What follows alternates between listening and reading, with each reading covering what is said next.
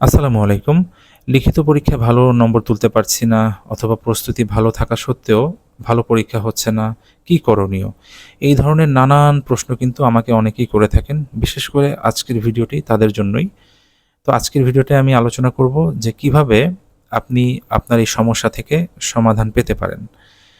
তো প্রথমত বলে রাখি যে লিখিততে একটা ভালো নম্বর তুললেই কিন্তু আপনার চাকরি পাওয়ার সম্ভাবনা বেড়ে যাবে। তো সেক্ষেত্রে বেশ কিছু আপনাকে প্রসিডিউর মেনটেন করতে হবে এবং অবশ্যই আপনার প্রস্তুতি প্লাস কৌশলগত যে বিষয়টা আছে সেটাকে মেনটেন করতে হবে। দেখা গিয়েছে আপনার প্রস্তুতি ভালো কিন্তু আপনি কৌশলী না, তাহলে কিন্তু আপনি পিছিয়ে যাবেন। তো আসুন সম্পূর্ণ প্রসেসটি জেনে নেই। আমরা যারা চাকরির প্রস্তুতি নিই আমরা কম বেশি সবাই জানি যে প্রথম কাজই হচ্ছে একটা জব সলিউশন নেওয়া, অর্থাৎ লিখিত একটা জব সলিউশন নিয়ে নিতে হবে এবং সেটা ২ থেকে ৩ বার রিভিশন দিয়ে দিতে হবে। এতে করে আমরা যে বিষয়টা জানতে পারবো যে কোন, কোন জায়গাগুলো থেকে প্রশ্নগুলো করা হয়ে থাকে, কোন, কোন টপিকগুলো থেকে। এবং যেহেতু আমাদের হাতে সময় থাকবে, যেহেতু এখনো পরীক্ষার ডেট দেয়নি, তো সেই অনুযায়ী সেই জায়গাগুলো থেকে অর্থাৎ সেই টপিকগুলো থেকে বিষয়ভিত্তিক যে বইগুলো আছে সেখান থেকে দেখে নেয়া সেই টপিকগুলো। এখন অনেকেই আছে যারা আমরা এমসিকিউ প্লাস লিখিত দুটারই প্রস্তুতি নিতে হয়। এখন আমি বলব যে আপনি যেহেতু এমসিকিউর জন্য প্রস্তুতি নিচ্ছেন, তো আপনি সেটারও প্রস্তুতি নিন। পাশাপাশি আপনি লিখিত জব সলিউশনটা আপনি অল্প, অল্প করে আপনি রিভিশন দিন। পাশাপাশি যে টপিকগুলো আছে সেগুলো আপনি আ যে বিষয়ভিত্তিকভাবে সেখান থেকেও অল্প, অল্প করে দেখে নিন। এতটুকু স্যাক্রিফাইস তো অবশ্যই করতে হবে। যদি আপনি চাকরি পেতে চান তাহলে তো অবশ্যই আপনাকে স্যাক্রিফাইস করতেই হবে। কোনো ভালো কিছুর জন্য অবশ্যই স্যাক্রিফাইস করতে হয়, সেটা আমরা সবাই জানি। তো এতটুকু স্যাক্রিফাইস অবশ্যই আমাদেরকে করতে হবে। আচ্ছা, গেল যে আমি টপিক ওয়াইজ ধরে, ধরে আমি বিষয়ভিত্তিক থেকে আমি দেখে নিলাম। এটা একটা জিনিস গেল। এখন দেখা গিয়েছে পরীক্ষার ডেট দিয়ে দিল। হাতে ৭ দিন অথবা ১০ দিন অথবা ১৫ দিন সময় আছে। এখন ওই মুহূর্তে আমরা যে ভুলটা অনেকেই করি যে ওই সময়টাতে আমরা বিষয়ভিত্তিক আমরা টপিক ধরে, ধরে পড়ি। অনেকেই আছি কিন্তু। এই ভুলটা আমরা অনেকেই করে থাকি এবং এটাই হচ্ছে সবচেয়ে বড় ভুল।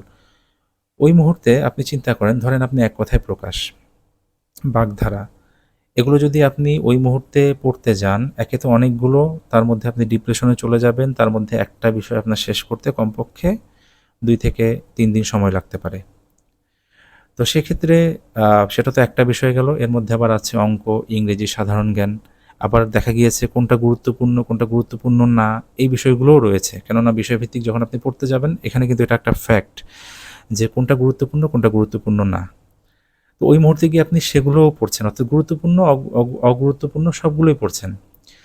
তাই সেটা করা যাবে না। ওই মুহূর্তে যেটা করতে হবে, ওই মুহূর্তে আপনি যে জব সলিউশনটা আছে লিখিত, সেটা আরও ২ বার রিভিশন দিবেন। তো ২ বার রিভিশন দিতে গেলে বেশি হলে আপনার মানে মোটামুটি ৪ থেকে ৫ দিন যাবে যদি আপনি সিরিয়াসলি রিভিশনটা দেন। এবং পাশাপাশি অঙ্কগুলো খুব ভালোভাবে আপনাকে করতে হবে, প্র্যাকটিস করতে হবে। খাতায় লিখে, লিখে আপনি ধরেন মনে করলেন যে আপনি চোখে দেখে চলে গেলেন পরীক্ষার হলে এবং আপনি সেখানে গিয়ে মিলিয়ে দিবেন। আসলে ওরকম হয় না।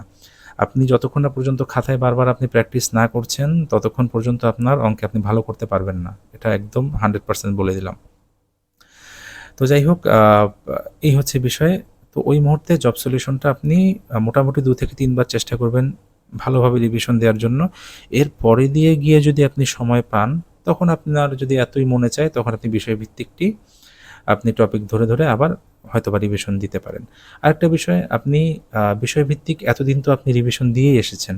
দ্যাট মিনস আপনি আ শুরু থেকেই কিন্তু বিষয়ভিত্তিক অল্প, অল্প করে আপনি রিভিশন দিয়ে আসছেন। তো সেক্ষেত্রে এত ভয় পাওয়ার আসলে কিছুই নেই। ওই মুহূর্তে গিয়ে আপনি জব সলিউশনটা খুব ভালোভাবে রিভিশন দিন এবং সময় পেলে আপনি আ জব সলিউশনটা রিভিশন দেওয়ার পরে সময় পেলে আপনি বিষয়ভিত্তিকগুলো একটু দেখতে পারেন।